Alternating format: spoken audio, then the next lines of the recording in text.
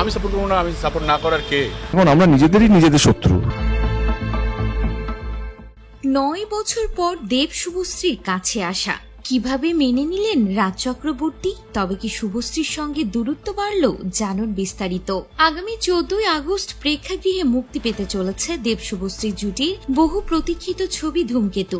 সিনেমাটি নিয়ে দেব বলেন, আমরা আজকে একটা ঐতিহাসিক মুহূর্তে সাক্ষী হলাম। 10 বছর আগে ধূমকেতু তৈরি হয়েছে, আমরা ভুলে গেছি, আপনারা আগলে রেখেছেন। এত বছর পরও দর্শকদের মধ্যে যে উত্তেজনা রয়েছে সেটিকে সম্মান জানাতে চেয়েছিলাম। স্বাভাবিকভাবে দেব শুভশ্রীকে একসঙ্গে দেখার পর অনেকেই প্রশ্ন তুলেছিলেন, অভিনেত্রীর স্বামী পরিচালক রাজ চক্রবর্তী তখন কোথায় ছিলেন, তার প্রতিক্রিয়াই বা কি? ভারতীয় সংবাদ মাধ্যম আনন্দবাজারের প্রতিবেদন থেকে জানা যায়, অনুষ্ঠানে উপস্থিত না থাকার প্রসঙ্গে রাজ বলেন, আমার অনেক কাজ ছিল, অনেক মিটিং ছিল, তাছাড়া আমি তো এই অনুষ্ঠানে যেতে পারি না। আমি এই ছবির সঙ্গে সরাসরি যুক্ত নই, তৃতীয় পক্ষ। এটা তো আমার বিয়ে হচ্ছে না যে আমাকে থাকতে হবে, এটা তো একটা অনুষ্ঠান। এই ছবির সঙ্গে যারা যারা যুক্ত তারা উপস্থিত ছিলেন। আমরা দুজনেই কাজের দুনিয়ায় ভীষণ ব্যস্ত, নিজের কাজ মিটিয়ে তারপরে বাকি দিক সামলানোর চেষ্টা করি।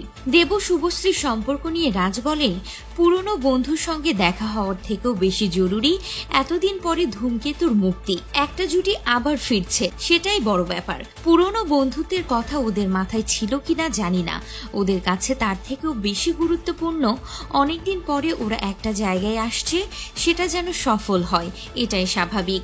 সবশেষে এই নির্মাতা বলেন, দেবের প্রাক্তন বান্ধবী শুভশ্রী আমার স্ত্রী। প্রত্যেক মানুষের অতীত আছে, আপনার জীবনেও হয়তো আছে, সেটা নিয়ে কথা বললে কি আপনার ভালো লাগবে? এরপরে নিজেকে সামলে নিয়ে মানুষের অতীত নিয়ে কথা বলা উচিত নয়, সেটাই বলেন রাজ। এটা কোনো অপরাধ নয়, তার মধ্যে অনেক স্মৃতি আছে, অনেক ইতিবাচক দিক রয়েছে, সেটা আছে বলেই সোমবারের অনুষ্ঠান এত সুন্দর, এত সফল। আমি একে সম্মান করি, হিংসা করি না। প্রসঙ্গত, সম্পর্ক ভাঙার মুহূর্তে দেব শুভশ্রী 2015 সালে সর্বশেষ অভিনয় করেছিলেন ধূমকেতু সিনেমায়। কাজ 2013 সালে শুরু হয়। 2 বছর সিনেমার শুটিং চলে, কিন্তু শেষে একাধিক কারণে ছবিটির মুক্তির পথে হাঁটতে পারেনি। অবশেষে দীর্ঘ 9 বছর পর প্রেক্ষাগৃহে ধূমকেতু মুক্তি পাচ্ছে আগামী 14 আগস্ট। আর তার আগেই দেব শুভশ্রী এক মঞ্চে হাজির হয়েছিলেন। তাদের অভিমান ভেঙে একে অপরকে আবারও ইনস্টাগ্রামে ফলো করেন, এমনকি সবশেষে তাদের জনপ্রিয় গানে নাচ করেন। আর সেই নাচ হয়ে উঠেছিল ঐতিহাসিক মুহূর্ত। একে অপরের খুব কাছাকাছি আসেন, যা ছিল রীতিমতো চোখে পড়ার মতো।